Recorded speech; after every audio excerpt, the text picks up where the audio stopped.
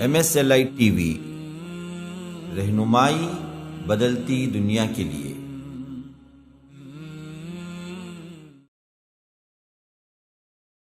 السلام علیکم ورحمۃ اللہ وبرکاتہ۔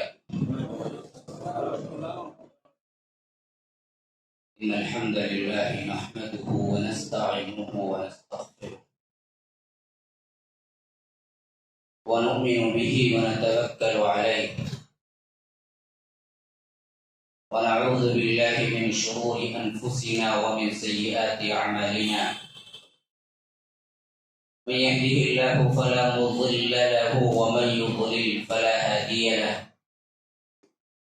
وأشهد أن لا إله إلا الله وحده لا شريك له، وأشهد أن محمدا عبده ورسوله، أما بعد، فإن خير الحديث كتاب الله، وخير الهدي هدي محمد صلى الله عليه وسلم، وشر الأمور محدثاتها وكل محدثة بدعة وكل بدعة ضلالة، وفي رواية وكل ضلالة في النار۔ فأعوذ بالله السميع العليم من الشيطان الرجيم من همزه ونفثه ونفخه۔ إن الدين عند الله الإسلام، فقال تعالى: اليوم أكملت لكم دينكم وأتممت عليكم نعمتي ورضيت لكم الإسلام دينا۔ اللهم أرنا الحق حقا وارزقنا اتباعه، وأرنا الباطل باطلا وارزقنا اجتنابه،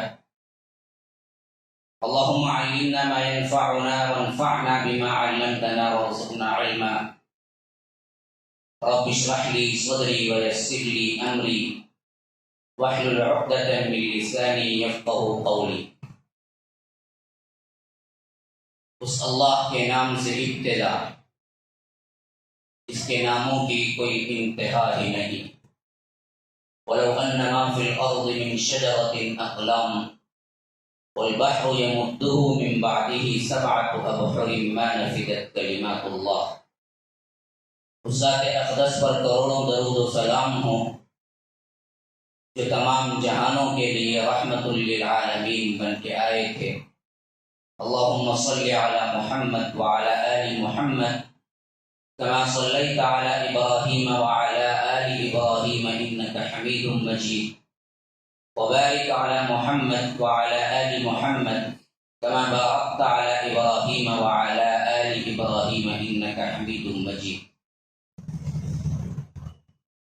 اسٹیج پر موجود معزز علماء کرام، ذمہ داران، برادران اسلام، واجب الاحترام بزرگوں، دوستوں، عزیز ساتھیوں، لائق احترام ماؤں اور بہنوں، اللہ تبارک و تعالی نے انسانیت کو جو سب سے بہترین اور خوبصورت ترین گفٹ دیا، وہ گفٹ، وہ تحفہ اسلام، دین۔ جس نے اسے سمجھا، یاد رکھیے، اس کے ذہن اور دماغ پر دنیا کی کوئی شے کبھی غالب نہیں آ سکتی، بہتری کے اعتبار سے، خوبصورتی کے اعتبار سے۔ لیکن جس نے اس کو نہیں سمجھا تو یاد رکھیے وہ اتنا حقیر ہو جاتا ہے اس حیثیت سے کہ دنیا کے ایک آنے دو آنے، وہ زمانہ تو نہیں رہا آنے کا، اب تو روپیے کا زمانہ ہے، لیکن میں کہتا ہوں کہ ایک آنے دو آنے میں بھی اپنا دین اسلام بیچ دیتا ہے، اتنا حقیر بن جاتا۔ تو اصل مسئلہ جو ہے، رب العالمین نے جو ہمیں گفٹ دیا ہے اس کے بارے میں جانکاری اور اس کی اہمیت اور اس کی ضرورت اور اس کی افادیت کا صحیح علم ہونا، یہ ہے دین سے نزدیکی کا سبب، اور اس کے بارے میں صحیح علم کا نہ ہونا وہ ہے دین سے دوری کا سبب۔ آج میرا عنوان وہی ہے، دین سے دوری اسباب علاج۔ تو میں نے آپ کو پہلے ایک اصول بتا دیا کہ ذہن میں آپ بٹھا لیں، انشاءاللہ پھر اسی خطوط پر میری گفتگو ہوتی رہے گی، دائیں بائیں بہت سی باتیں آئیں گی، لیکن مرکزی مضمون سے میں ادھر ادھر نہیں ہوں گا۔ بس شرط یہ ہے کہ انشاءاللہ آپ توجہ دیں، اگر آپ توجہ سے سنیں گے تو بات بہت اچھی طرح سمجھ آ جائے۔ تو کائنات کی سب سے خوبصورت قیمتی ترین چیز اصل کیا ہے نا، وہ اسلام ہی ہے۔ دیکھیے دولت مل جائے، دین نہ ہو، تو کتنے مالدار وہ ہیں جو اپنی تکلیف کو ظاہر کر کر کے آخرکار بڑی بری موت ہو رہے ہیں، ہے نا کتنے؟ تو ویسا کام ہے۔ اگر خاندان حسب و نسب ہے تو کتنے لوگ خاندانی ہیں لیکن آخری وقت میں ایسے زمانے میں ایسی گئی گزری حالت میں مرے ہیں کہ سب افسوس کرتے رہ جائیں گے۔ اگر مال و دولت اور آل اولاد یا خوبصورت بیوی یا اگر عورت ہی کا مسئلہ ہے تو کتنے لوگ ہیں جو سینی ایکٹر کے معاملے میں بڑے بڑے ان کی خوبصورت بیویاں ہیں لیکن خود بیویوں نے شوہر کو مار دیا یا تنگا کے خودکشی کر کے مر گئے۔ کتنے سینی ایکٹر ہیں، ابھی قریب میں 2-3 تو مرے ہیں، مرتے ہی رہتے ہیں۔ بتاؤ مجھے ایک عالم کبھی خودکشی کر کے مرا ہے؟ پوری تاریخ شامل پھر آ کے مجھ سے گفتگو کرو، لیکن تم بتا نہیں سکتے۔ ہاں، اصل چین، سکون، اطمینان، خوشی، مسرت، کامیابی، فرحت صرف دین اسلامی، یہ ملا تو سب اس کے تحت میں آپ کو کیا ہے نعمتیں ہیں، یہ نہ ملا تو کوئی نعمت نہیں۔ جس کی اصل جانکاری آپ کو ہونی چاہیے تو پھر ہماری قوم کبھی دین سے دور نہیں ہوگی۔ مسئلہ یہ ہے کہ اصل میں ہم کو دین پتہ ہی نہیں ہے کہ کس چڑیا کا نام ہے، ڈکشنری کا کیا معنی ہے، اصطلاحی کیا معنی ہے، دین کسے کہتے ہیں، دین اسلام کی بیوٹیز کیا ہے، خوبصورتی کیا ہے۔ یہی وجہ ہے کہ ہم دیکھتے ہیں کہ اصحاب رسول اللہ صلی اللہ علیہ وسلم جس حالت میں تھے جبکہ رب العالمین نے محمد رسول اللہ صلی اللہ علیہ وسلم کو بھیجا، اللہ کی قسم کھا کے کہتا ہوں، دوبارہ اور سہبارہ اللہ کی قسم کھا کے کہتا ہوں، آج کی حالت سے کئی گنا زیادہ بگڑی ہوئی حالت میں تھے۔ نہیں تھے کیا؟ تھے۔ آج تو پھر بھی کیا ہے، اللہ کا نام لینے والے ہیں، پھر بھی کیا ہے، کچھ نمازی ہیں، پھر بھی کیا ہے، کچھ روزے دار ہیں، پھر بھی کیا ہے، ایک تمدن ہے، ایک تہذیب ہے، ایک معاشرت ہے، ایک معاشیت ہے، ہر چیز میں کچھ نہ کچھ ہے۔ وہ تو بالکل اجڑ قوم تھی نا، گوار قوم تھی نا، کچھ نہیں آتا تھا، نہ دنیاوی اعتبار سے نہ دینی اعتبار سے ان کے پاس کچھ تھا، حتیٰ کہ ان پر رول کرنے والا کوئی ایک حاکم بھی نہیں تھا، کیونکہ اس کو بھی نہیں مانتے، وہ تو قبائلی زندگیوں میں بٹے ہوئے تھے نا جی، نہ فارس کے تحت آئے تھے، نہ ایران کے تحت آئے تھے، نہ روم کے تحت آئے تھے، نہ ہرقل بادشاہ انہیں کنٹرول کر سکا تھا، نہ خسرو پرویز اسے کنٹرول کر سکا تھا جسے کسرا کہتے ہیں۔ حالانکہ دونوں مملکتیں بالکل جزیرے عرب کے آس پاس ہیں، لگے ہوئے ہیں، دونوں کی سرحدیں عرب سے ملتی تھی، اتنے قریب تھی دونوں مملکتیں، ادھر ایران تھا ادھر روم تھا، اور بڑی مضبوط ترین قومیں تھیں جن کی عمریں صرف حکومت کے اعتبار سے 400 سال 500 سال 1000 سال ان کی حکومتیں چل رہی تھی، لیکن پھر بھی ان کی جہالت کی انتہا یہ تھی کہ وہ عرب کو کنٹرول نہیں کر سکے، کسی بادشاہت کے تحت نہیں لا سکے۔ ان کا وہی کلچر تھا جو قبائلی تھا، جو بات میں اگر لڑائی شروع ہوتی تو کیا ہے، صدیاں چلتی۔ جب اللہ کے رسول صلی اللہ علیہ وسلم مدینہ پہنچے تو اسی وقت جنگ ختم ہوئی تھی جس کا نام تاریخ میں آتا ہے کہ جنگ بعاث تھی، اور اس وقت اس کے تھکے ماندے وہی لوگ تھے جو سب سے پہلے انصار بنے، آ کر اسلام قبول کیا 13ویں نبوت کے سال۔ ہمیں کیا پتا لیٹسٹ پکچر کب ریلیز ہوا وہ پتا ہوگا، نہیں سیرت سے کیا لینا تھا۔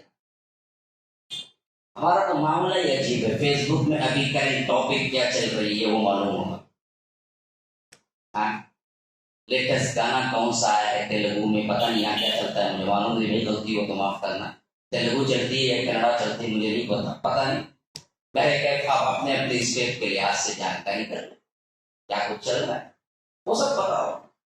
یہ نہیں تو خام خواہ کے سوالات، یہ کرنا ہے وہ نہیں کرنا ہے، ایسے ہوتا ہے ویسے ہوتا ہے. انہیں سوالات کرنے والے گلی کے نکر پر ٹکر پر کھڑ کے کیا گھنٹے گھنٹے بتانے والوں سے کہو کہ بھائی آج مطالعے کا دن ہے، ذرا آؤ سیرت النبی پڑھ لیں گے. تمہیں بہت بزی مولوی صاحب، بزی شیڈول ہے. کیا بزی؟ کونے پہ بیٹھ کے چاہ پی. حالت درد دل سے شیئر کر رہا ہوں، یہ نہیں کہ میں طنز کرتا ہوں. ہماری قوم کہاں جا رہی ہے؟ چائے خانوں میں جا رہی ہے. قوم کی حالت دیکھو، ہمارے نوجوانوں کے خیالات، انداز، اطوار دیکھو کہاں ہے. وقت کیسے ضیاع ہو رہا ہے. واٹس ایپ میں کتنے گھنٹے لگاتے ہیں، فیس بک میں کتنے گھنٹے لگاتے ہیں، ادھر ادھر کی چیٹنگ میں کتنے گھنٹے لگا دیے. بچا وقت جو ہے کہ وہ کھانے پینے کے ڈشز پہ لگاتی ہے. ماشاء اللہ بڑے کھانے والے بھی ہیں لوگ، کھلانے والے بھی. ہم مشہور ہیں آپ کے، لیکن صرف کھانا پینا ہی تو زندگی نہیں ہے. زندگی کچھ اور چیز کا بھی نام ہے میرے بھائی. تو ہمارے اندر وہ چیز ہے ہی نہیں کہ ہم جانکاری حاصل کریں کہ ہم جس دین کو پیدائشی اعتبار سے مان لیا، آخرتاً اس کی بیوٹی وہی ہے. کبھی سرچ کیا آپ نے؟ کبھی سیکھا، کبھی سمجھا، کبھی پڑھنے کی کوشش کی؟ بیٹھے ہوئے میں کتنے لوگ ہیں جو قرآن کو مکمل ترجمے کے ساتھ پڑھے؟ بتائیے. بیٹھے ہوئے میں کتنے لوگ ہیں جن کو قرآن نہیں روزانہ 5 وقتہ نماز میں اللہ اکبر سمع اللہ لمن حمدہ، اللہ اکبر ربنا لک الحمد سبحان ربی العظیم سبحان ربی الاعلی، جو قرآن میں تسبیحات ہیں ان کے معنی کم از کم معلوم ہے؟ کتنے کو پتا ہے؟ میں قرآن میں کیا ریسائٹ کرتے، تلاوت کرتے، وہ نہیں پوچھ رہا ہوں. ہر ایکشن پہ جو تکبیرات اور تسبیحات ہیں ان کے معنی کم از کم معلوم ہے کہ کیا ہے مطلب. روزانہ امام کہتا ہے سمع اللہ لمن حمدہ، آپ اٹھتے ہیں تو ایک مرتبہ جب جھکا تب اللہ اکبر کہا، تکبیر تحریمہ اللہ اکبر کہا، سجدے کو گیا اللہ اکبر کہا، دوبارہ سجدے سے اٹھا اللہ اکبر کہا، پھر دوبارہ سجدے کو گیا اللہ اکبر کہا. لیکن رکوع سے اٹھتے وقت صرف اللہ اکبر نہیں، سمع اللہ لمن حمدہ کیوں کہا؟ آخر معنی کیا ہے؟ وہاں اللہ اکبر کیوں نہیں کہا؟ ہم کو کیا پتا؟ کبھی آیا آپ کے ذہنوں میں خیال؟ آخر ہم بھی دین کے نام لیوا ہیں، ہمارے اوپر بھی ضروری بنتا ہے کہ ہم کیا ہے سیکھیں، علم حاصل کریں، جانیں. میرے بھائیو، اصل تبدیلی، اصل دوری، اصل پوائنٹ یہی ہے کہ ہم نے دین اسلام کو سمجھا ہی نہیں، اور علاج بھی اسی میں مضمر ہے کہ آپ اس کو سمجھنا شروع کر دیں، تب آپ کو پتا چلے گا کہ واہ کیا بہترین تہذیب، کیا تمدن، کیا معاشرت اور کیا چیز دیا ہے رب نے جو پوری کائنات میں کہیں ڈھونڈنے سے نہیں ملی. ایک مسلمان خاندان، ایک مسلمان انسان، ایک مسلمان بندہ، ایک مسلمان عورت، ایک مسلمان مرد، یہ اللہ تبارک و تعالیٰ کی طرف سے اتنا بڑا گفٹ ہے، کائنات میں اس سے بڑا کوئی گفٹ نہیں جس سے تمہاری زندگی کی حرکت، جنبش، دن رات، خلوت جلوت، تنہائی، اکیلا پن، ہر چیز کی ریمیڈی ہے کہ تمہارا ان اینڈ آؤٹ، سر سے لے کر پیر تک کے مسائل تمہیں بیان کر کے بتاتا ہے کہ دیکھو یہ ہے زندگی جو تمہیں گزارنی ہے، جس میں صرف خوشی ہی خوشی ہے، غم کا کوئی نشان نہیں. لیکن ہم کو پتہ نہیں، یہ مسئلہ ہے. ابھی سن کے بڑا افسوس ہو رہا تھا کہ کہیں باپ کو خود بیٹے نے قتل کر دیا، ابھی حادثہ ہوا، کہیں خود مسلمان، جبکہ تہذیب و تمدن کے اعتبار سے خوبصورت ترین دین اسلام ہے. ایسی تہذیب دیا، ایسا تمدن دیا، ایسی معاشرت دی، ایسا خاندانی نظام دیا کہ وہ لڑکی، وہ بچی جس کو خود زندہ درگور کر دیا کرتا تھا خود باپ اپنے ہاتھوں سے لے جا کر، جاہلیت کے زمانے میں سنن دارمی کے اندر یہ روایت پوری کی پوری موجود ہے جس میں ایک صحابی اللہ کے رسول صلی اللہ علیہ وسلم کے پاس اسلام قبول کرتے ہیں، پھر زار و قطار روتے ہیں اور کہتے ہیں کہ اے اللہ کے رسول، کیا اللہ میرا گناہ معاف بھی کر دے گا؟ تو اللہ کے رسول پوچھتے ہیں کہ کیا تمہیں پتہ نہیں ہے کہ اسلام قبول کرنا پچھلے تمام گناہوں کو معاف کر دیتا ہے، اور تمہارے جتنے کچھ گناہ ہیں اللہ تبارک و تعالی یہ اسلام قبول کرنے سے تمہیں معاف کر دیا ہوگا، تو جب تم الگ سے کیوں پوچھتے ہو کہ اللہ میرا ایک کون سا گناہ ہے جو معاف نہیں کرے گا؟ تو کہا کہ نہیں اللہ کے رسول، اصل مسئلہ میرے ساتھ یہ ہے کہ میں اپنے آپ کو سب سے بڑا ظالم پاتا ہوں، کیونکہ میرے ساتھ جو واقعہ ہوا وہ یہ کہ میں ایک مرتبہ نکلا تو میری بیوی حمل سے تھی۔ اور سے سنو، موازنہ کرتے ہوئے سنو آج گھروں کی کیا حالت ہے۔ انہوں نے کہا کہ میں جب گھر سے نکلا تو میری بیوی حمل سے تھی، اور جب میں واپس سفر سے آیا، اس زمانے کے سفر بڑے لمبے ہوتے تھے، مہینوں پر مشتمل ہوتے تھے، خالی خونی صرف راستے کے فاصلے 15 دن کے ہوتے تھے، تو ایک تجارتی سفر میں سال 2 سال لگ جایا کرتے تھے۔ تو وہ واپس آئے تو کہا کہ اللہ کے رسول، میں آ کے پوچھا تو کیا ہوا، بیٹا ہوا یا بیٹی ہوئی، اولاد ہوئی؟ تو میری بیوی نے بتایا کہ نہیں، ایک مردہ بچہ پیدا ہوا جس کو ہم نے دفن کر دیا، زندہ تھا ہی نہیں۔ تو میں بھی خاموشی اختیار کر لی۔ پھر اس کے بعد زندگی گزرتی رہی، یہاں تک کہ پڑوس کے گھر میں ایک چھوٹی سی بچی ہوا کرتی تھی جو میرے فارغ اوقات میں آ کے مجھ سے کھیلا کرتی تھی، یہاں تک کہ جب وہ اتنی مجھ سے مانوس ہو گئی کہ اگر وہ کسی دن نہیں آتی تو میں بے چین ہو کے میری بیوی سے پوچھنے لگتا کہ آج وہ بچی میرے پاس نہیں آئی کھیلنے کے لیے۔ اتنا میں اس سے مانوس ہو گیا تھا، اتنا میں اس سے خوش تھا۔ تو جب بیوی نے دیکھا کہ وہ چیز جس کو یہ نفرت کرتا ہے آج وہ خوشی کے ساتھ قبول کر رہا ہے، تو ایک مرتبہ جوش جذبے میں آ کر کہا کہ آپ کو وہ بچی پسند ہے؟ کہا کہ ہاں بہت پسند ہے، میں اسے کیا ہے کھیلنا چاہتا ہوں، اسے روزانہ دیکھنا چاہتا ہوں، وہ میری بچی کی طرح لگتی ہے۔ تو کہا کہ اگر میں یہ کہہ دوں کہ جو بچی جو حمل سے میں تھی جب تم سفر پہ گئے تھے تو یہی وہ بچی ہے جو پیدا ہوئی، تو تم مان لو گے؟ تو میرے اوپر پہاڑ گر پڑا۔ میں نے کہا کہ سچ کہہ رہی ہوں؟ تب کہا کہ ہاں میں سچ کہہ رہی ہوں، یہ تمہاری ہی بچی ہے۔ میں نے صرف اس واسطے پڑوسی کو دے دیا کہ اگر تمہیں معلوم ہوگا اور تم بچی کا باپ اپنے آپ کو سمجھو گے تو کہیں اس کو قتل نہ کر دو، کیونکہ بچی کا باپ ہونا سب سے بڑی گندی گالی تھی عرب جاہلیت، سب سے بڑا عار، سب سے بڑی شرم کی بات تھی۔ وَإِذَا بُشِّرَ أَحَدُهُمْ بِالْأُنثىٰ ظَلَّ وَجْهُهُ مُسْوَدًّا وَهُوَ كَظِيمٌ يَتَوَارَىٰ مِنَ الْقَوْمِ مِنْ سُوءِ مَا بُشِّرَ بِهِ أَيُمْسِكُهُ عَلَىٰ هُونٍ أَمْ يَدُسُّهُ فِي التُّرَابِ أَلَا سَاءَ مَا يَحْكُمُونَ۔ کہ بدبختو کیسا حکم لگاتے ہو کہ تمہیں جب لڑکی کی پیدائش کی خوشخبری دی جاتی ہے تو تمہارا چہرہ ذلت اور غم سے سیاہ ہو جاتا ہے۔ ہاں،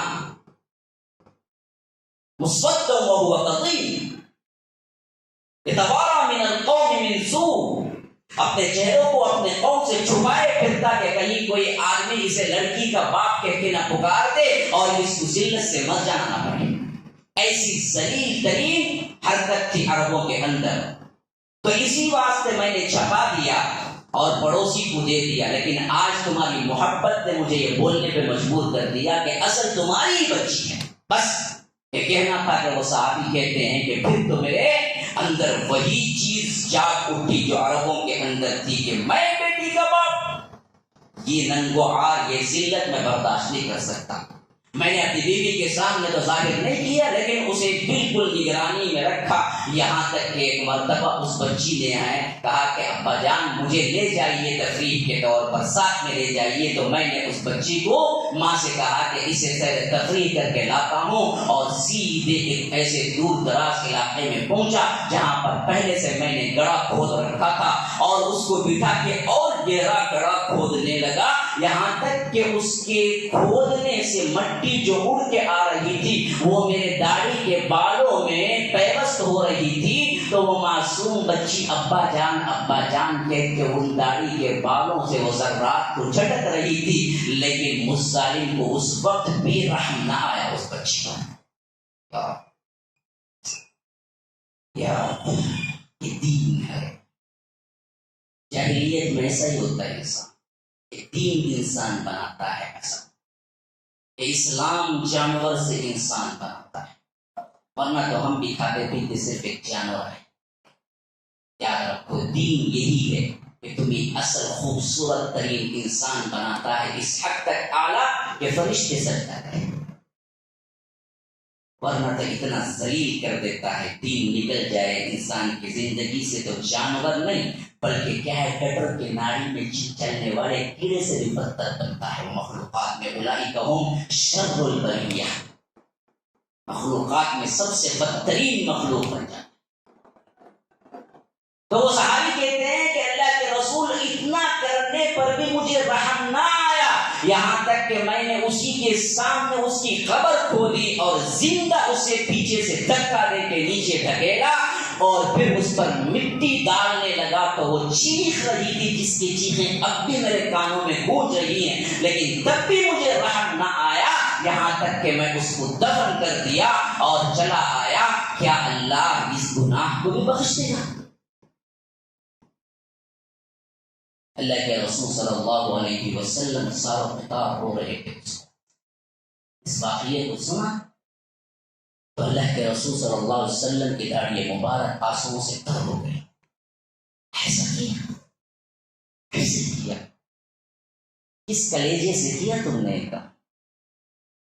اللہ کے رسول رو رہے تھے تو صحابہ رو رہے تھے۔ ایسا بھی کوئی انسان کر سکتا ہے؟ ایسا بھی کوئی انسان کر سکتا ہے؟ میں کہتا ہوں نوٹ کیجیے جملہ، کر سکتا ہے تب جب اس کے زندگی میں دین نہ، تب جب اس کی زندگی میں دین نہ ہو۔ یہی ہوا ہے یہاں پر جو واقعہ ہوا کہ بیٹے نے باپ کو مار ڈالا، کر سکتا ہے اس وقت جب وہ دین سے دور ہو۔ دین صرف آخرت میں بدلے کا نام نہیں ہے میرے بھائیو، دین تمہاری زندگی کے فائدے کا نام ہے، تمہیں زندگی دیتا ہے، تمہیں خوشی دیتا ہے، تمہیں مسرت دیتا ہے، تمہیں ہر چیز کا انعام دیتا ہے، دنیا بھی دیتا ہے، آخرت بھی دیتا ہے، وہ دین ہے۔ اس دین کو اپنانے سے اللہ تبارک و تعالیٰ کی عبادت میں، اللہ تبارک و تعالیٰ کی عزت میں، اللہ تبارک و تعالیٰ کی جاہ و جلال میں کوئی بڑھوتری نہیں ہوتی۔ دین پہ چلنے سے، دین پہ قریب آنے سے، دین سیکھنے سے، دین کی اطاعت کرنے سے تمہارا بھلا ہے، رب کا کوئی بھلا نہیں۔ لو ان اولکم وآخرکم وانسکم وجنکم کانوا علی افجر قلب رجل واحد منکم ما زاد ذلک فی ملکی شیئا لو ان اولکم وآخرکم وانسکم وجنکم کانوا علی اتقى بقلب رجل واحد ما نقص ذلك من ملک شیئا۔ اللہ تبارک و تعالی اپنے حبیب کے ذریعے ہمیں سناتا ہے کہ پہلے انسان سے لے کر آخری انسان، پہلے جن سے لے کر آخری جن، سب کے سب قلب واحد کی طرح کانوا علی اتقى بقلب رجل واحد، ابو بکر کی طرح دل والے بن جائیں، ایمان والے بن جائیں۔ ما زاد ذلك فی ملکی شیئا، اللہ کی بادشاہت اور ملکیت میں کوئی اضافہ نہیں ہوتا، اور سب کے سب مل کر ناہنجار بدبخت گنہگار ابو جہل کی طرح کیوں نہ بن جائے، علی افجر قلب رجل واحد منکم ما نقص ذلك من ملکی شیئا، اللہ تبارک و تعالی کی بادشاہت میں، ملکیت میں، اس کی جاہ و جلال میں، اس کے اللہ کی شان میں کوئی کمی واقع نہیں ہوتی۔ تمہاری عبادت سے رب العالمین بے نیاز ہے، تمہاری اطاعتوں سے رب العالمین بے نیاز ہے۔ تم جو کرتے ہو وہ تمہارے لیے ہے، تمہاری زندگی کے لیے ہے، اور وہ صرف آخرت کی زندگی کے لیے نہیں بلکہ تمہاری دنیا بھی دین ہی کے اندر چھپا ہوا ہے۔ تمہاری مسرتیں، تمہاری خوشیاں، تمہارے تمام تر احساسات، تمہاری فرحت اس دین کے اندر چھپی ہوئی ہے۔ اسی واسطے میں یہ واقعہ آپ کو ابتداءً سنایا کہ یہ وہ قوم تھی جو اس طرح جہالت میں تھی کہ اپنی بیٹی کو زندہ درگور کرنے میں فخر محسوس کرنے والے یہ قوم جب اس اسلام کا گفٹ انہیں ملا تو کچھ سال نہیں گزرے ان کے اندر تہذیب و تمدن و فرحت و راحت و خوشی اس حد تک ان کے اوپر آ گئی اور ان کے خاندان میں اس حد تک مضبوطی اختیار کر گئی۔ ایک زمانہ وہ کہ بچی کی پیدائش کا نام سن کر باپ زندہ درگور کرنا اپنے شان سمجھتا تھا۔ ایک زمانہ وہ جب اللہ کے رسول صلی اللہ علیہ وسلم ہی کے خاندان میں حضرت حمزہ شہید ہوتے ہیں غزوہ بدر کے غزوہ احد کے اندر، ان کی پیاری سی چھوٹی سی بچی ہے۔ حضرت حمزہ کے خاندان کی تعزیت کے لیے بدر کے بعد احد کے بعد جب اللہ کے رسول گھر تشریف لے جاتے ہیں اور اس وقت حضرت حمزہ کی چھوٹی بچی ان پہ نظر پڑتی ہے تو اللہ کے رسول صلی اللہ علیہ وسلم کو یہ دیکھ کر اپنے آنکھوں پہ آنسو کو کنٹرول کرنا مشکل ہوتا ہے کہ یہ پیاری سی بچی اب یتیم ہو چکی ہے، حمزہ اللہ کو پیارے ہو چکے ہیں، سید الشہداء بن چکے ہیں، لیکن یہ چھوٹی سی اولاد، اس کا پرسان حال کون ہوگا، اس کو مینٹین کون کرے گا، اس کی کفالت کون کرے گا، اس کی سرپرستی کون اٹھائے گا؟ اللہ کے رسول ابھی سوچ ہی رہے ہوتے ہیں تو اللہ کے رسول صلی اللہ علیہ وسلم کی عدالت میں یہ مقدمہ پیش ہوتا ہے کہ ایک طرف حضرت علی کے بھائی حضرت جعفر جو ہیں وہ آ کے کہہ رہے ہوتے ہیں اے اللہ کے رسول یہ دراصل میری بیوی اور اس کی اماں یعنی اس بچی کی اماں اور میری بیوی دونوں بہنیں ہیں اور آج حمزہ شہید ہو چکے ہیں اور ان کی بچی ہے تو میری سب سے زیادہ خواہش ہے کہ میں حمزہ کی بچی کی کفالت میں کروں گا، اس واسطے مجھے دے دیجئے۔ اور ادھر زید بن حارثہ اللہ کے رسول صلی اللہ علیہ وسلم کے نیک پالک بیٹے متبنہ بیٹے آگے کھڑے ہوئے ہیں اور کہہ رہے ہیں اللہ کے رسول نا اللہ کے رسول آپ ہی نے حضرت حمزہ کو ساتھ میں میرا بھائی بنایا تھا، دینی بھائی بنایا تھا، میں حمزہ ہم دونوں بھائی ہیں، اب بھائی کی بیٹی کو پرورش کرنے کا حق مجھے ملنا چاہیے۔ ایک بچی کی پرورش کے لیے اللہ کے رسول کی عدالت میں دو بھائی دروازہ کھٹکھٹا رہے ہیں،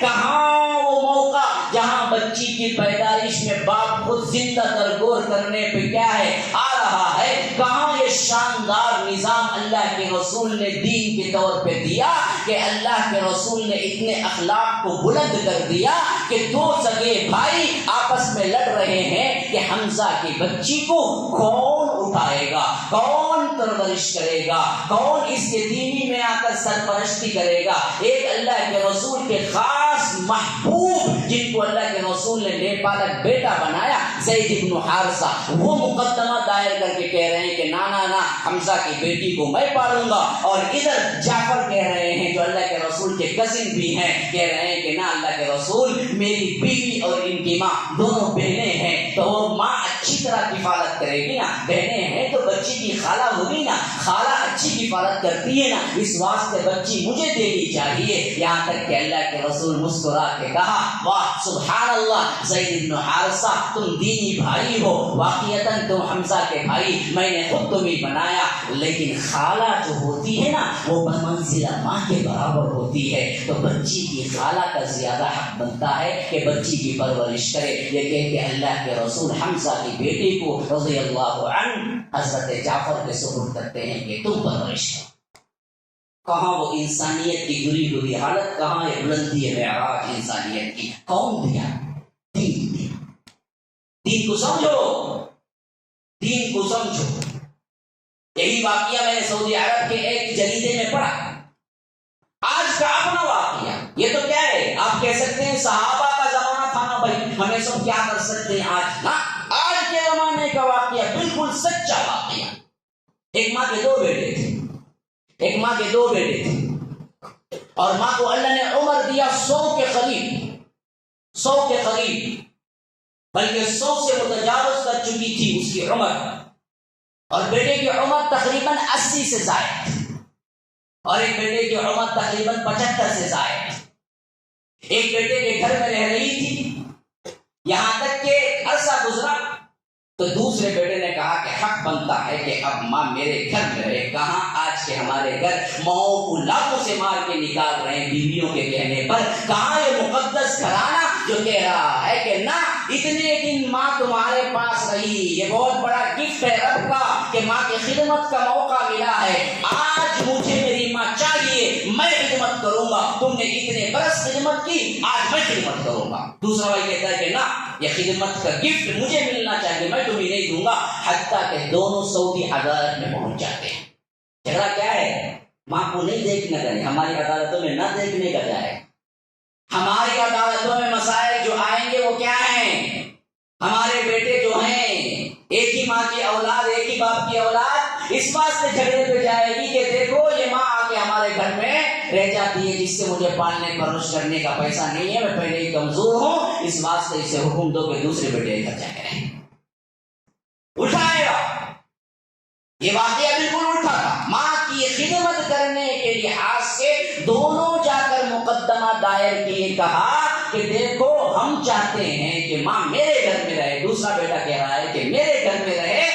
اب قاضی فیصلہ کرے کہ اس نے دراصل اتنے سال سے ماں کی خدمت کی, آج میں خدمت کرتا ہوں. کہہ رہا ہے بڑا بھائی جو 80 سال سے اوپر ہے, جو 75 سال سے اوپر ہے, وہ کہہ رہا ہے کہ دیکھو تم بوڑھے ہو, آج تمہاری خدمت کرنے کی ضرورت ہے, اس بات سے مجھے دے دو, میں وہ چھوٹا ہوں, میں خدمت کرنا چاہتا ہوں. تو بڑا بھائی نہیں مان رہا. کہاں یہ کہ خود کا بیٹا باپ کے گلے پہ چھری رکھ دیا, مار دیا. کہاں جا رہی ہے یہ دین؟ کہاں جا رہی ہے امت؟ کہاں جا رہی ہے انسانیت؟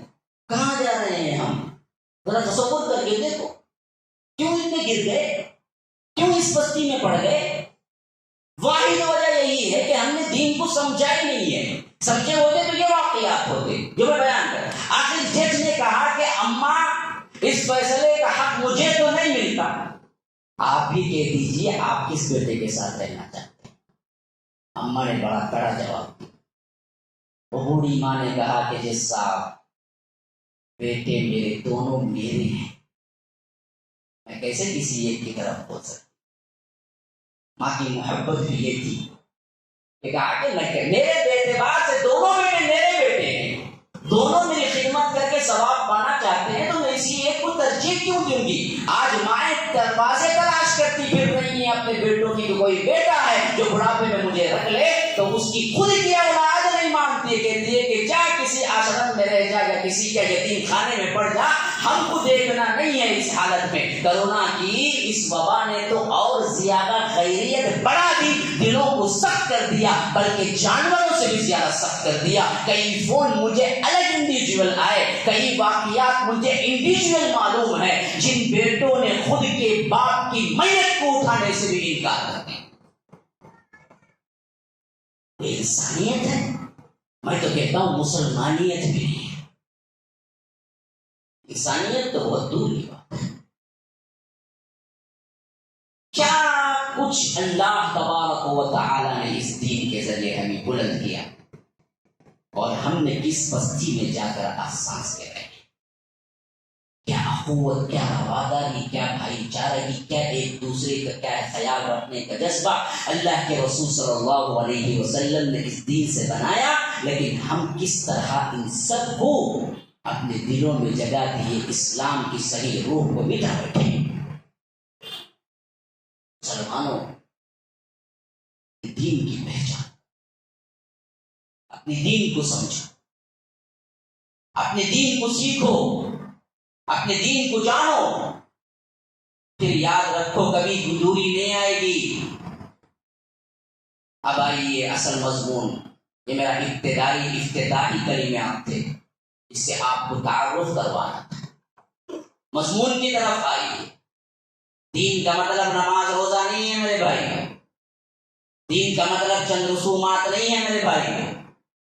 دین کا مطلب صرف کیا ہے, پیدا ہوئے تو ختنہ کر دینا, مرے تو دفنا دینا, اور شادی کرے تو نکاح نامہ میں دستخط کر دینا. یہ صرف دین نہیں ہے. دین کا مطلب ہے مکمل نظام حیات, مکمل زندگی, قانون. ہاں, اللہ تبارک و تعالی نے یہ جو مشن جسم کا اللہ نے دیا, اس جسم کو مینٹین کیسے کرنا ہے, کب سے؟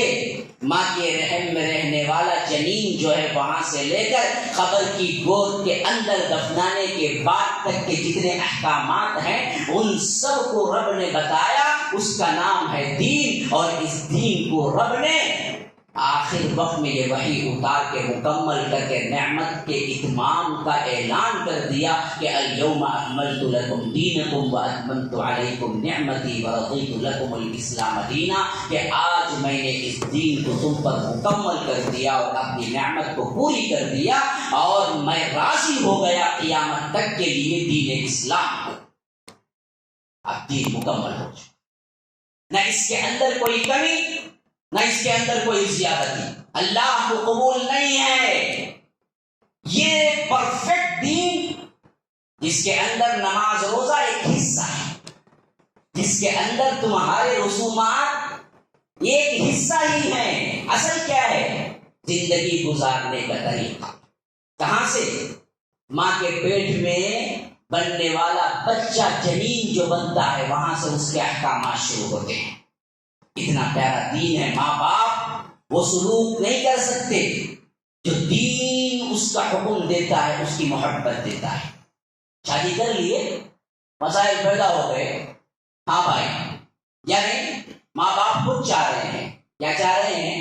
ہم کو بیٹا نہ کون سبب ہے نا. کتنے لوگ ہم ایک بچے، ہم کو کئی کو بچے ہیں، پھر کئی کو شادی کرا، بچہ نہ تو بڑا ہو کرنا تھا. جب بڑا ہوا کرا تو بچے بھی تھے. کتنے جوڑے ہیں جو سمجھتے ہیں کہ اختیار ان کا اپنا ہے، اور کہتے ہیں کہ ابھی دراصل ہم گیپ لیے ہوئے ہیں مولوی صاحب، ابھی بچے نہیں، ہم تو انجینئرنگ پڑھ رہے ہیں، میری بیوی ڈاکٹر بن رہی ہے، ہم بعد میں دیکھ لیں. اور کبھی اتفاق سے حمل ٹک گیا تو اس حمل کو گرانے میں ذرا برابر بھی شک نہیں کرتے، اور لے جا کے گرا کے آتے ہیں. ایسے ہزاروں حمل، لاکھوں حمل گرتے ہیں ایک دن میں کائنات دنیا کے اندر. یہ باپ اور ماں خود اپنے بچے کو مار دینے کے رسم کو کوئی پکڑ کے حفاظت کرتا ہے، اس معصوم بچے کی تو وہ دین ہے. اور اللہ کے رسول صلی اللہ علیہ وسلم نے ہمیں بتایا کہ دیکھو یہ دراصل قتل ہی ہے، اور خود قرآن میں بتایا کہ وَلَا تَقْتُلُوا أَوْلَادَكُمْ خَشْيَةَ إِمْلَاقٍ نَحْنُ نَرْزُقُكُمْ وَإِيَّاهُمْ، کہ دیکھو مفلسی کے گھر سے اپنی اولاد کو قتل نہ کرو، ہم تمہیں بھی رزق دیتے ہیں، ان کو بھی دیتے ہیں. بھئی اس کی ذمہ داری میرے اوپر ہے، تمہارے اوپر نہیں ہے. اگر تم جنین میں ماں کے رحم میں بننے والا یہ بچہ اگر بن جائے، ٹک جائے، تو حمل کا گرانا سب سے بڑا گناہ ہے. اسی طرح جس طرح کسی کا قتل کرنا گناہ ہے، تو یاد رکھو دین سب سے بڑا رحم کرنے والا ہے یا ماں باپ؟ ماں باپ تو مارنے پہ تلے ہوئے ہیں جی. ہاں، دین نے اس وقت آڑے آ کے بتایا کہ دیکھو نہ کرنا. ماں کے پیٹ میں جنین جب بنتا ہے وہاں سے مسائل شروع ہوتے ہیں. یہ ہے اس دین کا سب سے بڑا احسان. اور خوبیوں میں آگے جاؤ، آپ کے اپنی زندگی کا کوئی بھی مسئلہ یاد کرو، آپ یہ دعوے سے کہہ سکتے ہیں کہ اس مسئلے کا حل اسلام میں نہیں ہے. اور طاقت کے اعتبار سے تمہاری اپنی حالت کا نچلا درجہ اختیار کر لو، اس وقت بھی تمہیں دین یہ نہیں کہتا کہ تم زبردستی وہی عمل کرو جو صحت مندی میں کرتے ہو، بلکہ دین تمہاری حیثیت سے تمہیں آرام پہنچانا چاہتا ہے اور تمہارے لحاظ سے آسانی پیدا کرتا ہے. یرید اللہ بکم اليسر ولا یرید بکم العسر، اللہ تمہارے ساتھ آسانی چاہتا ہے، تنگی نہیں چاہتا. ان دو کی مثالیں دیتا ہوں پھر آگے بڑھ جاتا ہوں. پہلے میں نے کہا کہ زندگی کا تمہارا کون سا ایسا مسئلہ ہے جو تم کہہ سکو کہ دیکھو میرا یہ مسئلہ ہے اور یہ دین میں نہیں ہے، اس واسطے میں دین سے بیزار ہوں. میں کہوں گا کہ بھائی تمہارا علم کم ہے، تم نے علم حاصل نہیں کیا، اس واسطے تم سمجھتے ہو کہ یہ تمہاری زندگی کا مسئلہ دین میں حل نہیں ہے، ورنہ تو دین کا نہیں بلکہ تمہاری زندگی کا ہر مسئلہ دین میں اس کا حل موجود ہے. بتاؤ، اور علماء سے پوچھ لو یا پڑھ لو، تمہیں اس کا مسئلہ مل جائے گا. آج سب سے زیادہ کیا ہے؟ معاشی اعتبار سے پریشان ہے. ایک مثال دے کے آگے بڑھ. ہر جگہ جاب میں، کرونا میں آدھی سیلری، بازوں کو وہ بھی نہیں، گھر میں مسائل، گھر میں رہے تو بیوی چیختی، باہر گئے تو کوئی کام نہیں تو لوگ چیختے، ہر جگہ چیخ ہی چیخ ہے. مولوی صاحب پریشان ہو، حل نہیں ہے. حل اپنے آپ سے آپ نے بگاڑ لیا، ورنہ حل تو ہے. حل تو اسلام نے دیا تھا. حل تو اس کے لیے رب العالمین نے 1400 سال پہلے جب اس دین کو مکمل کیا، اسی وقت یہ چیز بتا دیا کہ تم ایک دوسرے کی مدد کرنا، ایک دوسرے کا تعاون کرنا، ایک دوسرے پر رحم کرنا، ایک دوسرے کے اوپر ان کے مالوں پر حق ہے، صرف تمہارا نہیں بلکہ دوسروں کا بھی. حق للسائل والمحروم، کہ تمہارے مال کے اندر صرف تمہارا حق نہیں ہے، میں میرے بچے دوسرے سب لچے، یہ اصول نہیں ہے، بلکہ تمہارے مال میں ان سب کا حق ہے جن کے اللہ تبارک و تعالی نے ضرورت مند بنا دیا، جن کے مسائل ہیں. تم نے اختیار ہے. جاب نہیں ہے، کمیٹیاں فارم کرو اپنے اپنے علاقوں میں، ان نوجوانوں کو ڈھونڈو جن کے جاب گئے ہیں، اپنے زکوٰۃ کا پیسہ لگاؤ، بیت المال قائم کرو، اور ان کے مسائل کے حل کے اعتبار سے ان کو پیسہ دینا ہے، جاب دینا ہے، محنتیں کرو. بیٹھ کے صرف باتیں کر لینا یا ایک دوسرے پہ کیچڑ اچھالنے سے مسائل حل نہیں ہوتے. ہمیں ہر جگہ ایک بہترین بیت المال بنانا چاہیے جو تمہارے اپنے زکوٰۃ کے پیسوں سے بنے، اور اس طرح سے جو تجارت میں خسارہ اٹھائے ہیں، جو جاب میں خسارہ اٹھائے ہیں، جو پریشان حال ہیں، جو جا کے مانگ نہیں سکتے، ہم تو صرف ان کو دیتے ہیں نا جی جو لگ لپٹ کے مانگ لیتے ہیں، جو کیا ہے اپنا پیشہ فقیری اختیار کر لیتے ہیں، جو آگے چمٹ جاتا ہے. اللہ کی قسم، جو چمٹ جاتا ہے وہ فقیر نہیں ہے، وہ پیشہ ور بھکاری ہے. بھکاری، یہ پیشہ ور بھکاری کو دینے کی تاکید کہیں نہیں آئی. دینے کی تاکید تو اصل مفلس کو، اصل وہ جو اپنی عزت کے خاطر کہیں نہیں پوچھتا. ہاں، اللہ نے فرمایا کہ یہ جاہل لوگ سمجھتے ہیں ان کو دیکھ کر کہ یہ لوگ بڑے اچھے پیسے والے اور اپنے آپ میں مست رہنے والے، ضروریات کو پورے کر دینے والے. نہ نہ نہ، یحسبهم الجاہل اغنیاء من التعفف، کہ جو لوگ مانگنے سے پرہیز کرتے ہیں اور اس میں جاہل لوگ سمجھتے ہیں کہ یہ ان کو پیسے کی ضرورت نہیں ہے. لیکن تمہارے اوپر ذمہ داری بنتی ہے کہ ایسے سفید پوش لوگوں کے جاؤ، ٹوک لگاؤ، ان کو کسی نہ کسی بھی میٹھی میٹھی باتوں سے ان کے احوال سنو، پھر ان کی ضرورت کا پیسہ انہیں تحفتاً دے کر مدد کرو. پیشے کے اعتبار سے بھکاری پر اختیار نہ کرو. ہاں، یہ سکھایا ہے تو مسئلہ ہے. لیکن ہم تو صرف ان کو دیتے ہیں جو چمٹ جاتا ہے، جو مانگنے والا فقیر بن جاتا ہے، جو قرض مانگ مانگ کے دیوالیہ ہو جاتا ہے، تب جا کے ہم اس کو دیتے ہیں. کوئی اچھا آدمی فقیر ہے، مانگتا نہیں ہے، اور آپ کو معلوم بھی ہے اس کے گھرانے میں بہت تنگی چل رہی ہے، لیکن کیا ہے، ہم کبھی نہیں دیتے اس کو. ہم کبھی نہیں دیتے، اور دیے تو بھی 10 مرتبہ بول کے بتا. کہیں کو کیا حالت تھی معلوم، تیرا لاک ڈاؤن تھا نا، دیا نہیں، میں 10,000 تجھے. اس میں تو سوچتا کاش کہ میں اس سے پہلے مر جاتا تو اچھا تھا. اس طرح بے عزت تو نہ کرتا ہے.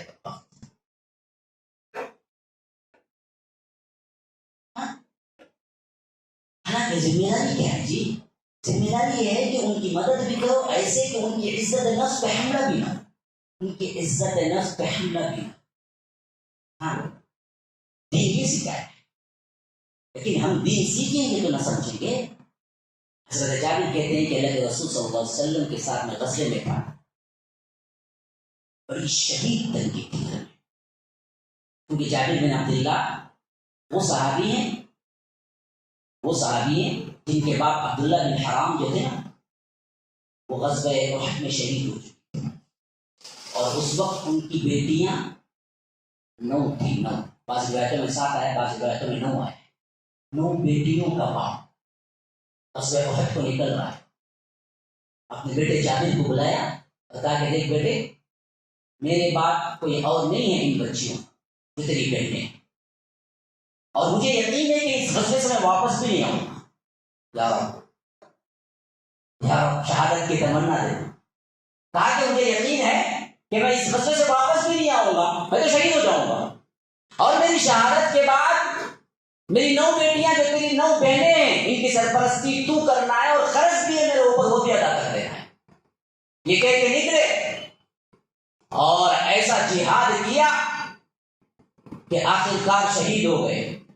ایسے شہید ہوئے کہ اللہ نے وہ مرتبہ دیا کہ کسی اور شہید کو نہیں دیا. حضرت جابر غمزدہ کھڑے ہوئے تھے تو اللہ کے رسول نے پوچھا جابر تم اپنے باپ کے چلے جانے سے شہید ہو جانے سے تم کیا غمزدہ ہو؟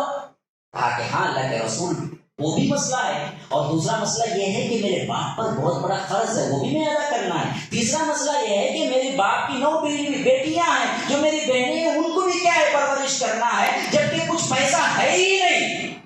اللہ کے رسول نے کہا کہ لیکن جابر یاد رکھو تمہارے باپ کے ساتھ تمہارے رب نے کیا سلوک کیا پتہ ہے؟ کہا کہ کیا کیا؟ کہا کہ اللہ نے بغیر حجاب کے کسی سے بات نہیں کیا، لیکن جابر اللہ نے تمہارے باپ سے بغیر حجاب کے بات کی. تفسیر ابن کثیر کی روایت استبشرون بنعمت من اللہ کی تفسیر کے اندر موجود. یہ مقام اللہ نے تمہیں دیا ہے تمہارے باپ کو. اللہ کے رسول نے وہ قرضہ بھی کیسے اتارنا ہے سکھایا. یاد رکھو تنگی میں بہت سے لوگ قرضے لیے ہوں گے، ان کو اسلام میں ریمیڈی ہے. اللہ کے رسول نے کہا کہ جابر جتنے قرضدار ہیں سب کو بلاؤ، سب کو بلائے، جو کچھ بھی ہے لے کے آؤ. لے کے آئے، سب کو بلایا. اللہ کے رسول نے کہا کہ دیکھو بھائی جابر کے باپ نے اتنا قرض لیا ہے اور اب جابر کے پاس اتنا ہے، دیکھو جتنا ہو سکتا ہے تم لے کے جاؤ، باقی جو ہے وہ معاف کر دے. جو ہو سکتا ہے جو بن پڑا ہے وہ دے رہے. اور اللہ کے فضل سے وہ اللہ کے رسول نے اپنی دعا کے ساتھ ہاتھ ڈالا، برکت کا ہاتھ وہ اس طرح تقسیم ہوا کہ سب کے قرضے ادا ہو گئے. لیکن ایک بیوٹی یہ نکلی، ایک چیز یہ نکلی، ایک مسئلہ یہ بتا دیا کہ قرض داری میں لوگ جب قرض لے لیں اور ان کے ساتھ اس کو پھیرنے کا معاملہ نہ ہو، ایسے میں اسلام تمہیں سکھاتا ہے جو قرض لیا ہے اس کو وقت بھی دو، اور جو مل گیا اس پر اسے باقی کا معاف کر دو. 100 روپے دیے، قرض داری آ کے کہہ رہا ہے کہ بھائی بہت تنگی ہے، 10 روپے تو ادا کرتا ہوں، 90 معاف کر دو. میں کورٹ کو جاؤں گا. ارے کورٹ کو گیا تو وہ 10 روپے بھی نہیں ملے، وکیل سے جائے گا نا، معاف کر دو، جو ملتا لے. تنگی کا زمانہ، قرضدار ہے اس کے ساتھ حسن سلوک کرو، اسے وقت دو. اسے اتنا تنگ کرتے کہ وہ سلام بھی نہیں کرتا. سامنے مل کو بھی کیا ہے دیکھے نہیں سکھا لیتا، دیکھے جی قرض لے تو سلام بھی نہیں. تمہیں اس طرح سے سوال ہے، اسے تنگ نہیں کرتا، وہ سلام کرتا تھا. تمہیں اتنا تنگ کی ہے کہ وہ سامنے آنا نہیں چاہتا. کیا اگر کو حل ہے تو اسی واسطے کہتے ہیں کہ جابر میں جب جا رہا تھا سب تنگی کا زمانہ تھا، میرا گھوڑا سست تھا. اللہ کے رسول قریب آئے، پوچھا جابر کیا حال ہے؟ کہا کہ اللہ کے رسول یہ تو تنگی، اوپر سے میرا گھوڑا ایسا سست کہ پورے قافلے کو بیزار کر کے رکھ دیا ہے. تو اللہ کے رسول نے ایسے یوں ہاتھ پھیرا، یوں ہاتھ پھیرا گھوڑے پر. تو اللہ کے رسول کا ہاتھ پھیرا تھا. جابر کہتے ہیں کہ اتنا تیز رفتار نکلا تو کبھی کبھی تو اللہ کے رسول کے گھوڑے سے تیز ہونا چاہتا تھا، میں ادب کے لحاظ سے اسے پیچھے کھینچ لیتا اور کہتا کہ نا اللہ کے رسول کے آگے کوئی نہیں جائے گا. یہاں تک کہ اللہ کے رسول مدینے کے انٹرنس کے قریب آ گئے. یہ غزوہ تبوک سے واپسی کا زمانہ ہے غالباً. جب وہاں قریب آ گئے تو پوچھا جابر، فرمائیے اللہ کے رسول لبیک و سعدیک. کہا کہ یہ گھوڑا بیچنا چاہتے ہو؟ گھوڑا بیچنا چاہتے ہو؟ اللہ کے رسول نے پوچھا صلی اللہ علیہ وسلم بہت چھوٹا دل. میں سمجھتا ہوں بولنے پر دانت وغیرہ چڑھ کے داڑھ وغیرہ میں سوراخ تو نہیں ہوتے، کہنا چاہیے. اتنی بھی محبت نہیں ہے اپنے رسول سے. تو اللہ کے رسول صلی اللہ علیہ وسلم نے پوچھا کہ یہ گھوڑا بیچنا چاہتے ہو؟ کہا کہ ہاں اللہ کے رسول صلی اللہ علیہ وسلم، لیکن ہے تو کون لے گا؟ ایک تو کیا ہے، پہلے ہی میرے پاس دوسری سواری نہیں ہے، اور مسئلہ یہ ہے کہ زیادہ قیمت میں بھی نہیں جائے. اب اللہ کے رسول نے قیمت لگانا شروع کیا. کہا کہ 1 درہم. 1 درہم میں کہاں سے ہوگا، بہت کم قیمت. تو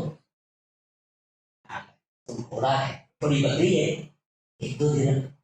تو اللہ کے رسول یوں بڑھا دیتے صلی اللہ علیہ وسلم، 300 400 500 200. جب اس کی برابر کی قیمت حضرت جابر نے کہا کہ اللہ کے رسول صلی اللہ علیہ وسلم یہ صحیح ہے، تو کہا کہ دیکھو یوں مجھے دے دو، اور پیسے جیسے ہی مجھے گھر میں داخل ہوگا میں تمہیں دے کے بھیج دوں گا. ڈیل طے، معاملہ طے. یہ ڈیل کرنے کا ایک انداز ہے، بعد میں دے سکتے ہیں، پہلے ڈیل مکمل ہو سکتی ہے، ایک طریقہ ایک مسئلہ ہے. تو اللہ کے رسول صلی اللہ علیہ وسلم نے یوں کیا، اور جیسے ہی پہنچے حضرت جابر نے اپنا گھوڑا اللہ کے رسول صلی اللہ علیہ وسلم کے حجرے میں باندھا اور پیدل گھر پہنچے، اور اللہ کے رسول صلی اللہ علیہ وسلم نے عثمان کو یا کسی اور صحابی کو بلایا، کہا کہ دیکھو یہ گھوڑا لے جاؤ اور اس کی قیمت لے جاؤ، دونوں لے جا کے کہنا کہ یہ گھوڑے کی قیمت ہے اور یہ گھوڑا تمہیں تحفہ ہے۔ دینے کا انداز صحیح دیکھا آپ نے؟ ہاں جی، پریشان ہو گیا جابر نے، کہا کہ کیا اللہ کے رسول کو گھوڑا پسند نہیں آیا صلی اللہ علیہ وسلم؟ کہا پسند تو آیا، اللہ کے رسول صلی اللہ علیہ وسلم نے اس لیے بھیجا ہے کہ اللہ کے رسول صلی اللہ علیہ وسلم نے کہا کہ دیکھو یہ گھوڑے کی قیمت تو رہی، لیکن یہ گھوڑا اللہ کے رسول نے آپ کو گفٹ کر دیا۔ اور شروع میں جو باری لگوائی 1 درہم 2 درہم 4 درہم 5 درہم، یہاں تک کہ وہ برابر میں ہاں کر گئے، وہ اس واسطے کہ جاننا چاہتے تھے کہ اصل گھر میں ان کو کتنی ضرورت ہے۔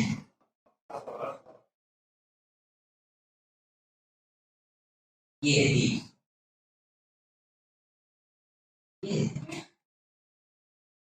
اس کو اپناؤ، ہماری زندگی گلزار بن جائے گی، ہماری زندگی کے اندر کوئی غم نہیں ہوگا،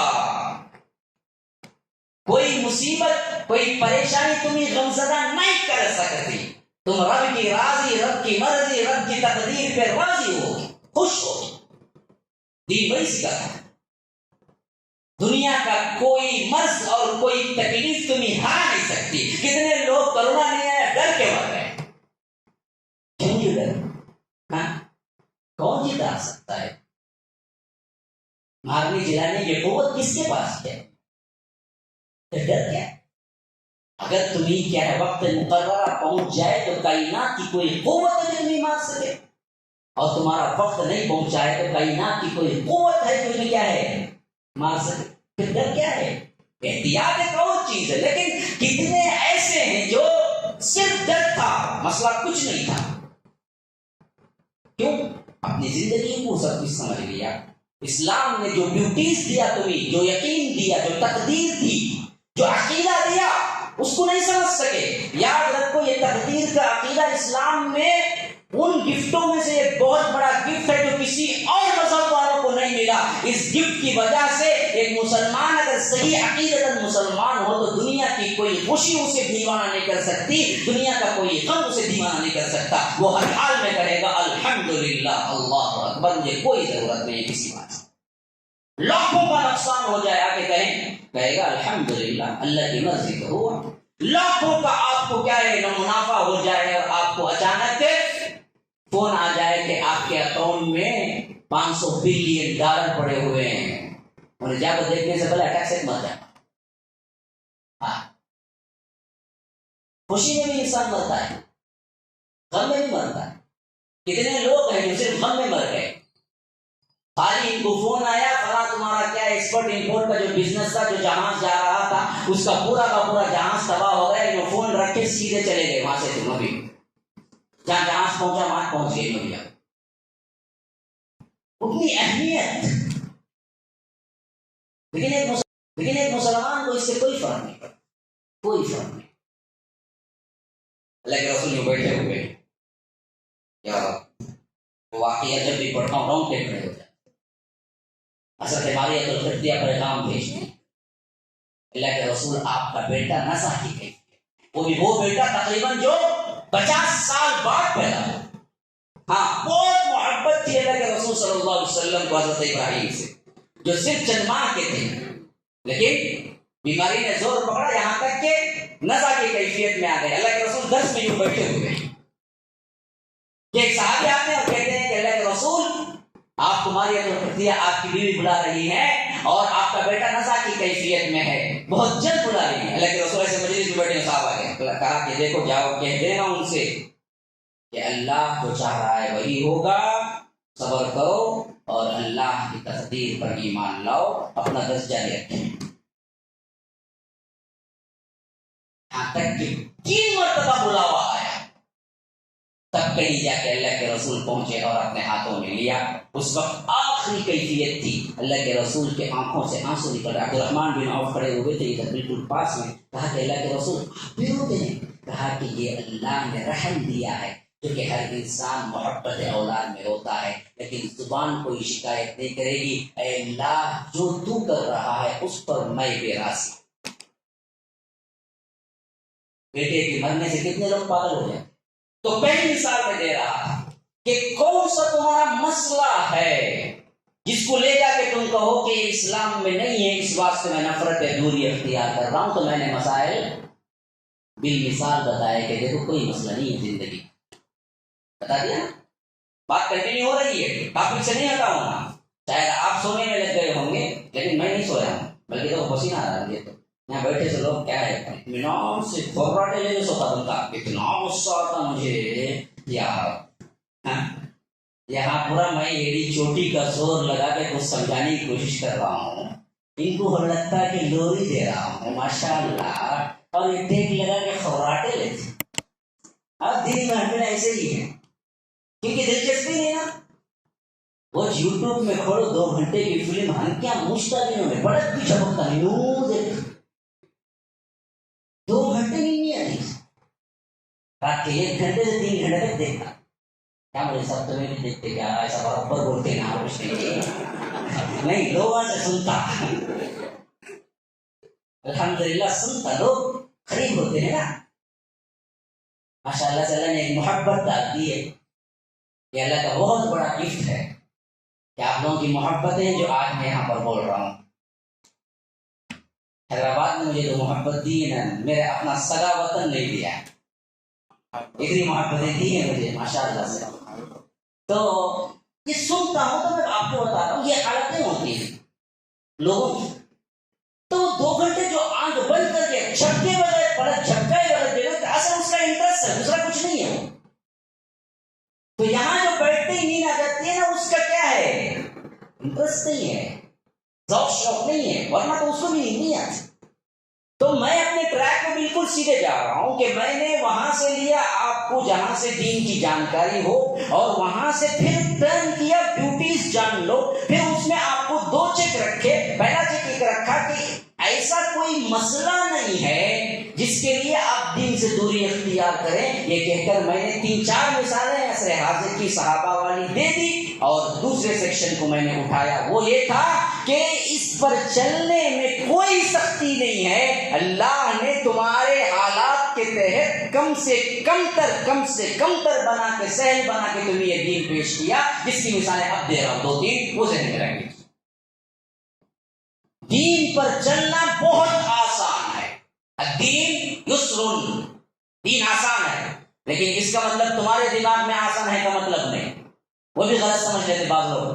ہاں بعض لوگ کیا کرتے، دین آسان ہے بول کے اپنی غلطیوں کو برابر کہلاتے ہیں۔ سگریٹ پیتا، کیا جی سگریٹ میں حرام، دین بہت آسان ہے مولوی صاحب، اچھا دین آسان ہے تو زنا کر لے ہو، دین آسان ہے، شراب پی لے ہو، دین آسان ہے، ڈانس بار میں چل جاؤ، دین آسان ہے، پردہ چھوڑ دو، دین آسان ہے۔ اب جو بولتے ہیں نا مولوی بھائی دیکھو پردہ کرو، بھائی داڑھی رکھو، دین آسان ہے مولوی صاحب، یہ ملا ہے نا بہت سخت بنا دیتا، کیا داڑھی میرے میں تو جنت کو نہیں جان گی کی؟ اچھا اب یہ الگ سوال ہمیں ڈھونڈنا واقعی کیا جواب ملتا ہے۔ مسئلہ یہ نہیں ہے، تمہاری ذہنیت کا دین آسان نہیں ہے، دین تو دین ہی ہے۔ دین آسان کا اصل مطلب یہی جواب ہے جو میں آپ دے رہا ہوں کہ تمہاری حیثیت کے اعتبار سے کبھی جو تم نہیں کر سکتے اس پر مجبور کر کے کرنا، یہ نہیں رکھا اللہ نے دین ہے، یہ دین آسان ہے۔ یعنی ایسا کوئی ماحول، ایسا کوئی وقت یا ایسی کوئی کیفیت تمہارے جسم یا تمہارے اطراف میں پیدا ہو گئی جس سے تم وہ وقت میں صحت مند جب ہوتے تو نہیں کر سکتے، تو اللہ نے اس دین کو اتنا فلیکسیبل رکھا کہ احکامات کو کم سے کم تر میں لے جا کے تمہارے لیے سہولتیں دیتا ہے۔ اس کی ظاہر سی مثال تمہاری نماز ہے۔ نماز کو کیا بے شرط، کیا بھائی شرط، وضو کے بغیر نماز نہیں، سب کو معلوم ہے، نہیں وضو کے بغیر بھی پڑھتے ہی نا، ہاں نہیں پڑھتے نا، ہاں وضو کس سے، پانی سے، بخار آ گئی پانی نہیں پی سکتا بندہ، ڈر ہے بڑھ جائے گی سردی، اللہ نے تیمم کا حکم دیا، چلو جی تمہیں کوئی مسئلہ نہیں، پانی نہ چھو، تیمم کر، ہے نا؟ ریمیڈی بن گئی پھر، بالکل محفوظ کر دیا تم نے۔ اب دیکھو یہی دوسرا ہمارے ہاں وہ آتا ہے، وہ کیا کہتے ہیں، وہ تروپتی کو جاتے ہیں، وہاں کے لوگ جو ہندو لوگ ہیں جی، وہ تروپتی کو نکلتے ہیں، وہ آتا ہے دسمبر کے مہینے میں عموماً، پتہ نہیں آتا ہے نہیں آتا ہے، ہمارے یہاں بہت ہوتا ہے، لوگ نکلتے ہیں، وہ بالکل سردی کا ماحول، سخت سخت ترین سردی، دسمبر کے اینڈنگ میں ان کا زمانہ آتا ہے، اور ان کو شرط ہے کہ جب وہ مالا وغیرہ ڈال لیتا ہے بندہ اور وہ کالا ڈریس پہن لیتا ہے ایک دھوتی میں، تو پھر وہ صبح سویرے بالکل ابتدائی دن میں اس سخت ترین سردی کے ماحول میں ٹھنڈے پانی سے نہانا ہے۔ اب دوسرا بیمار ہے، ان کی شریعت کیا بولتی؟ نہیں اب تیمم کرنا بولتی، کیا ان کو نہیں بولتی، نہ کو مرتے بھی ہاسپٹل کو جاتے بھی، لیکن نہانا نہیں تو نکل جاتا باہر، نہیں اللہ نے کیا کیا، ریمیڈی نکالا، کبھی پانی نہیں ہو رہا ہے تیمم کر لو جی۔ یہی نماز دیکھو، فرمایا اللہ کے رسول صلی اللہ علیہ وسلم استطاعت ہے کھڑے ہو کر نماز پڑھو، پوچھا گیا استطاعت نہیں، کھڑنے کی طاقت نہیں ہے، بیٹھ جاؤ۔ اگر لگا دیتا سب کو کھڑے ہو کر ہی پڑھنا، کتنے بڑے معلوم ہو جاتے ہیں جی، جن کو نہیں کر سکتے ہیں، جن کے گھٹنے ساتھ نہیں دیتے، ان کے لیے صاف طور پر حکم ہے بیٹھ جاؤ، بیٹھ کے بھی نہیں ہو رہا، اللہ کے رسول صلی اللہ علیہ وسلم نے فرمایا کہ اگر بیٹھنے میں مناسب نہیں ہو رہا ہے تب بھی پڑھ جاؤ، لیٹ کے بھی پڑھ لو، لیٹ کے بھی پڑھ لو۔ ہاں شریعت آسان ہے، شریعت ان پہ سختی نہیں کرتی۔ ہاں روزہ ہے، مسافر ہو نہیں ہو رہا ہے کھا لو، بعد میں رکھ لو، نہیں رمضان میں تمہیں سفر کرو یا کچھ بھی کرو روزہ رکھنا ہی رکھنا ہے، رکھ دیتا تو کیا ہوتا ہمارے یہاں سے سوال نہیں، عام دنوں میں ڈکرا چھوڑنے کو رکھتا نہیں ہے، کھا کو نلی تک کھانا، ہاں انہیں سفر میں رکھتا نہیں رکھتا، تو اللہ نے کیا ہے آسانی پیدا کر دی، مرد کے احوال کو جانا تو اس کے حساب سے اسے احکامات دیا، عورت کے احوال کو اللہ تعالیٰ بہتر جانتا ہے، اس کے حساب سے اسے بتایا، کس کی ذمہ داری تم پر ڈالی کہ تم کماؤ، اور عورت کی ذمہ داری میں کمانا نہیں لایا بلکہ اسے گھر کی ملکہ بنا کے رکھو، اسے بتایا کہ تم اس کی حفاظت کرو۔ اب بولے دونوں مل کے نہیں ہمیں بھی کمائیں گے، اب دونوں کما کو ایسے اولاد کو پیدا کرتے بڑے ہو کو ان کو مارو، تمہیں تربیت دیتے گھر میں رکھ کے تو یہ ایسا بنتا، مرد کمانے جاتا تو عورت مقابلہ کر کے بولی کہ میں بھی کماؤں گی، دونوں کمانے گئے تو بچہ کون دیکھے، گھر کا میڈ دیکھا یا میڈ نہیں دیکھی، میڈم دیکھے، انہیں دیکھ تو کیا کرے، ایسا پالے اسے، انہیں بڑا ہوگا سوچتا ہی نہیں اتنا مجھے چھوڑ کو جاتی تھی تو اس سے ایک بار مارنا پڑے گا، بڑا ہوگا مارتا باپ، ہاں بھائی نفرت آتی بڑا ہو کر، حقیقت بول رہا ہوں، جب بڑا ہو کر بچہ دیکھتا کہ ماں باپ میرے سے اٹیچ نہیں تھے، میرے لیے وقت نہیں دیے، میرے واسطے کچھ نہیں کیے، لے جا کے کیا ہے صرف چھوڑتے تھے ڈے کیئر میں یا کسی بھی کیا ہے اس عورت کے پاس داریا کے پاس، اور اپنے کاموں میں مشغول تھے، تو سب سے بڑی نفرت وہی آتی کہ آخر ان کو کیا ضرورت تھا، جب بچہ پیدا کیا تو مجھے دیکھتے، بڑا ہو کر وہی نفرت کا سبب بنتا۔ اللہ تبارک و تعالیٰ نے اس دین میں ہزاروں ایسے مقامات رکھے جہاں پر تکالیف آئی تو اللہ تبارک و تعالیٰ نے اسے سہل کر کے پیش کر دیا کہ دیکھو یہ نہیں ہوا تو یہ کر لو، یہ نہیں ہوا تو یہ کر لو، یہ نہیں ہوا تو یہ کر لو، اللہ نے یہی کرنا ہے، ایک ہی مقام پہ رکھ دیتا تو یاد رکھو پھر دین اسلام تمہارے لیے بہت ہی شدید ترین بن جاتا جس پر تم عمل نہ کرتے۔ اسی لیے اللہ کے رسول صلی اللہ علیہ وسلم سے فرمایا گیا کہ آپ ایسی شریعت لے کے آئے ہیں جس شریعت کے اندر وَيَضَعُ عَنْهُمْ إِصْرَهُمْ وَالْأَغْلَالَ الَّتِي كَانَتْ عَلَيْهِمْ، جو بوجھ پچھلے لوگوں نے اپنے اوپر ڈال لیے تھے ان بوجھوں کو وہ ہٹاتا ہے، اور وہ تمام رسیاں اور بیڑیاں جنہوں نے رسومات کی حیثیت سے دین میں ایجاد کر لیے ان سب کو صاف بنا کر دین اسلام کا آسان طریقہ سکھاتا ہے۔ ہمیں تو وہی کیا نا جی، آج اسلام سے دوری اور نفرت کرنے کا ایک سبب یہ بھی ہے کہ جو اسلام میں نہیں ہے وہ اٹھا کر معاشرے میں یا بچوں میں یا جوانوں میں ڈالنا کہ دیکھو یہ اسلام میں ہے، یہ رسم ہے، تو وہ سوچتا کہ اچھا اسلام اتنا برا ہے تو ماننا کیا۔ میں ایک مثال دیتا ہوں، دیکھیے پتہ نہیں ہے یا نہیں ہے پتہ نہیں، لیکن عموماً جوڑوں میں شادی ہو کے نئے آتے دونوں جوڑے. اب ماں باپ کا فرض کیا ہوتا؟ الٹا ان کو بتلاتے کہ دیکھو میاں بیوی کی زندگی کیسی گزارنی ہے، آپ کے اندر محبت الفت کیسی رہنی ہے، حقوق کیسے رہنے ہیں، یہ بتانے کے بجائے جو ان کے بوڑھا بوڑھی ان کو سنا کے رکھتے وہ بتاتے. کیا؟ فلاں دن نہیں ملنا، محرم میں نہیں کرنا، تو الگ انہیں الگ، اتنے مہینے انہیں میکے میں جا کر رہنا، 6 بجے کے بعد لائٹ نہیں ڈالنا، ٹوائلٹ ہو گئی تو ایسا جانا، وہ منبوس لینے کو نہیں آنا، نہائے بغیر کچن میں نہیں آنا، کافی بنانا ہے. انہیں صبح سویرے ایک 3 گھنٹے کو اٹھی 4 گھنٹے کو اٹھی، نہانے کی ضرورت ہے، نہانے کی ضرورت تھی، یا مرد کو تھی یا عورت کو، کافی بنا کے پی کے نہائیں گی بولے تو بہت سے گھروں میں کیا میں خود دیکھا ہوں، ہاں صبح میں نہائے بغیر کچن کو نہیں آنا، پورا منبوس ہو جانا.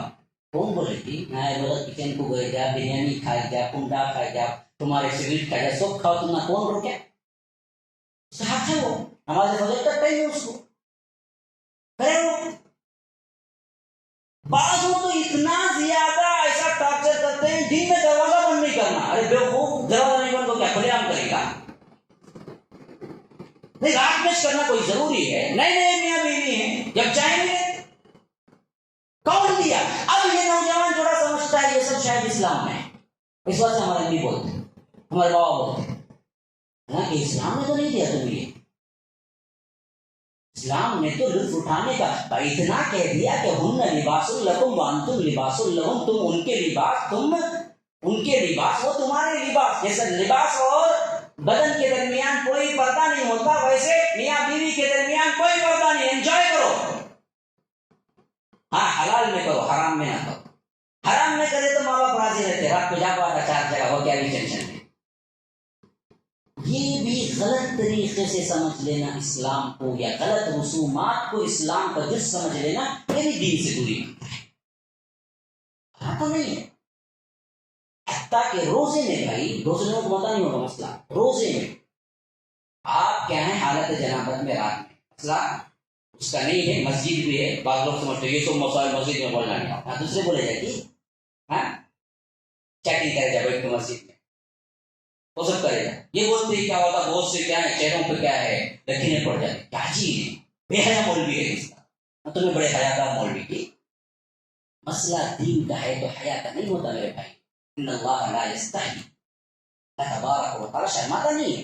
اب دیکھیے نا، یہ رمضان کا روزہ ہے، حالت جنابت میں آپ سو گئے، اٹھے، وقت ایک سحر ہے، سحری کا وقت ختم ہوا چاہتا ہے، اس کے بعد 1 گھنٹہ تم کو فجر کا وقت مل رہا ہے، تو اس پر کوئی گناہ نہیں کہ وہ پہلے حالت جنابت میں ہی سحری کھا لے اور اس کے بعد غسل کرے.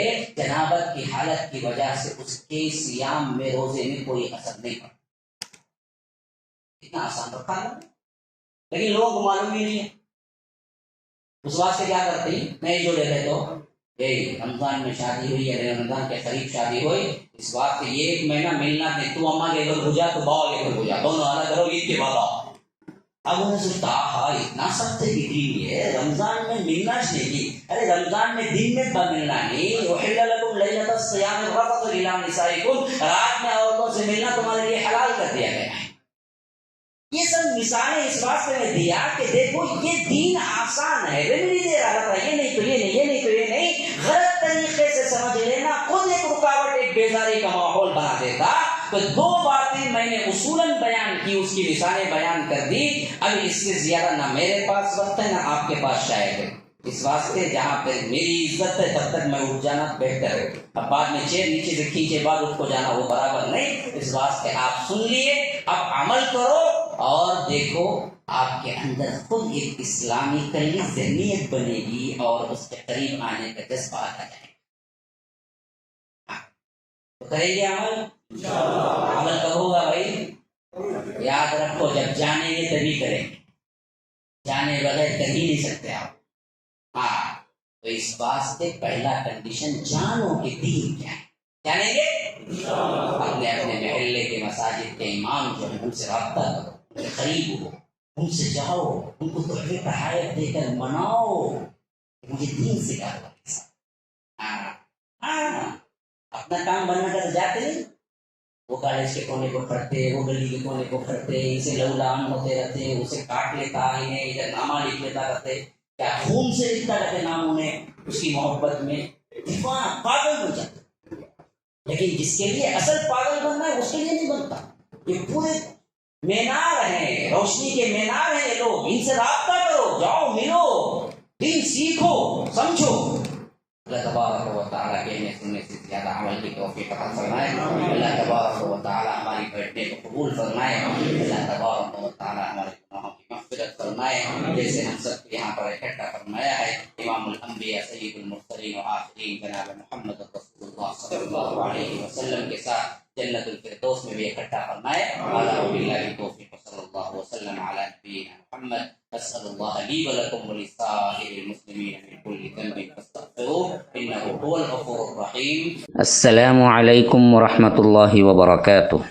سامعین و ناظرین، الحمدللہ مسجد السلام کی تکمیل بہت جلد مکمل ہونے والی ہے.